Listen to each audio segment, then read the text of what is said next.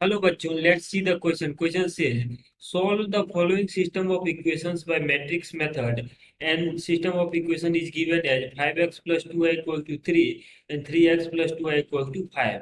So, the key concept for this question is, our key concept is, key concept for this question is A inverse, A inverse matrix equal to 1 by determinant of matrix A into adjoint of A. ये हमारे पास की concept है।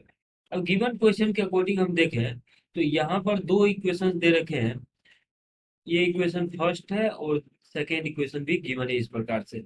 अब हम क्या करते हैं, इसको मैट्रिक्स फॉर्म में अगर कन्वर्ट करें तो ए मैट्रिक्स जो आएगा फर्स्ट रो में आ जाएगा एक्स और वाई का coefficient that is 5 2। Second row में सेकेंड इक्वेशन के एक्स और वाई के कोएफिशिएंट्स दैट इज 3 2। ये मैट्रिक्स कन्वर्जन कर रहा हूं मैं। और यहाँ से आ जाएगा आपके पास बी मैट्रिक्स की बात करें तो ये कॉलम मैट्रिक्स कांस्टेंट वाले के साथ 3 5 एंड एक्स मैट्रिक्स जो है वो आता है एक्स वाई जो कि हमारे पास अननोन के लिए आता है। अब रिलेशन इन सब में क्या होता है, relation is A inverse equals to A inverse B equals to A inverse into B equals to X. This is our relation. Now अगर हम ए इनवर्स निकालने के लिए देखें तो ए इनवर्स तो determinant of A into adjoint of A होता है। तो हम सबसे पहले क्या करते हैं, डिटर्मिनेंट ऑफ ए अगर निकालते हैं तो ये आ जाएगा this multiplied by this minus this multiplied by this that is 5 into 2। 5 multiplied by 2 minus 3 multiplied by 2। तो इसका वैल्यू आ जाएगा आपके पास 10 minus 6 that is 4। So this is our magnitude of matrix A. अब हमारे पास ए इनवर्स निकालने के लिए इस कंसेप्ट का यूज करेंगे। तो ए इनवर्स के लिए निकालने से पहले हम क्या करते हैं, एडजॉइंट ऑफ मैट्रिक्स ए निकालते हैं। तो एडजॉइंट ऑफ मैट्रिक्स ए जो आता है वो आता है cofactor matrix, cofactor matrix, cofactor matrix, transpose of cofactor matrix basically. अब कोफैक्टर मैट्रिक्स के लिए हम देखें तो कोफैक्टर के लिए आ जाएगा आपके पास मैट्रिक्स और यहाँ आ जाएगा C11। तो C11 का वैल्यू आ जाएगा, यानी को फैक्टर के लिए बात करें तो 5 जिस रो में उसको भी एलिमिनेट कर देंगे यहाँ से, और कॉलम भी इस मैट्रिक्स के अकॉर्डिंग तो ये बच जाएगा 2। और साइन चेंज के साथ माइनस यहाँ लगाएंगे। और अगले के लिए C12 जो है ये आपके पास C11 है और C12 है। सिमिलरली यहाँ पर नेक्स्ट एलिमेंट आएगा तो यहाँ पे जो 2 जिस रो में उसको भी एलिमिनेट कर देंगे और कॉलम को भी एलिमिनेट कर देंगे, बचेगा 3। तो माइनस साइन के साथ लिखेंगे 3। अब यहाँ भी प्लस माइनस और यहाँ से माइनस साइन के साथ हम लिखेंगे। अब यहाँ के लिए C12 ये जो एलिमेंट है C21 है और ये वाला C22 आएगा तो यहाँ से आ जाएगा आपके पास -2। सिमिलरली ये वैल्यू आ जाएगा आपके पास 5 के इक्वल, 5 के इक्वल।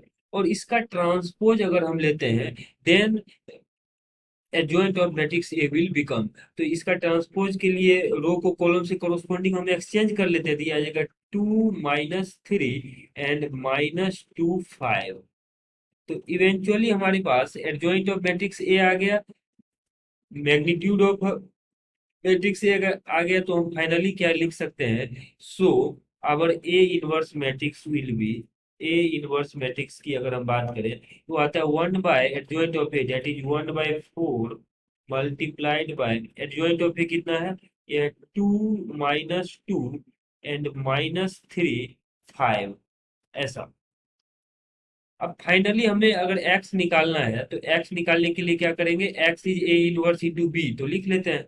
तो therefore therefore matrix x is A inverse into B.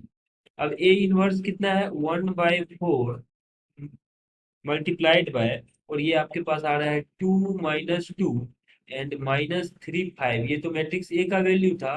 और बी का वैल्यू अगर हम देखें, बी मैट्रिक्स का वैल्यू तो ये आपके पास कॉलम मैट्रिक्स 3 5 है तो कॉलम मैट्रिक्स 3 5 यहाँ क्रिएट कर लेते हैं। So this multiplied by column matrix 3 5 3 5। अब इसका वैल्यू अगर हम देखें तो ये आ जाएगा आपके पास 1/4 मल्टीप्लाइड बाय, यहाँ लिखते हैं फर्स्ट, इसके फर्स्ट रो और इसके फर्स्ट कॉलम को कोरोस्पोंडिंग एलिमेंट से मल्टीप्लाई करके ऐड कर देते हैं, तो ये आ जाएगा 2 into 3 दैट इज 6, और ये आ जाएगा -5, 5 into -2 दैट इज -10, तो ये वाला एलिमेंट यहाँ आ जाएगा। ये सर फर्स्ट और सेकंड कॉलम है नहीं, तो यहाँ पे कोई भी एलिमेंट नहीं है। सिमिलरली ये आ जाएगा आपके पास 3 into -3 that is -9 and 5 into 5 that is 25। अब इसको सिंप्लीफाई करते हैं तो ये वैल्यू आ जाएंगे आपके पास 1/4 मल्टीप्लाइड बाय, और यहाँ से आ जाएगा ये -4 एंड ये आ जाएंगे 16, -4 16। सो एक्स विल बिकम, एक्स कितना आ जाएगा, एक्स का वैल्यू आ जाएगा, आप यहाँ से हर एक एलिमेंट को 4 से डिवाइड कर देते हैं, तो ये आ जाएगा -1, और यहाँ पे ये बन जाएगा 4, -1 16/4 that is 4। So our x is this. अब हम क्या करते हैं, जब x का वैल्यू हमने कैलकुलेट कर लिया, तो x क्या था, matrix x is nothing but, इसके एलिमेंट्स x और y थे, तो ये x और y है, और यही मैट्रिक्स इक्वल है, this is equal to -1 4। After comparison, so eventually x is -1 और y का वैल्यू आ रहा है 4। तो हम मैट्रिक्स मेथड से अगर हम गिवन क्वेश्चन को सॉल्व करें, पेयर ऑफ इक्वेशन जो गिवन था वहां से x और y का वैल्यू निकाले, तो x का वैल्यू -1 और y का वैल्यू 4 आ रहा है। This is our final answer. Hope that you understood it well. Best of luck.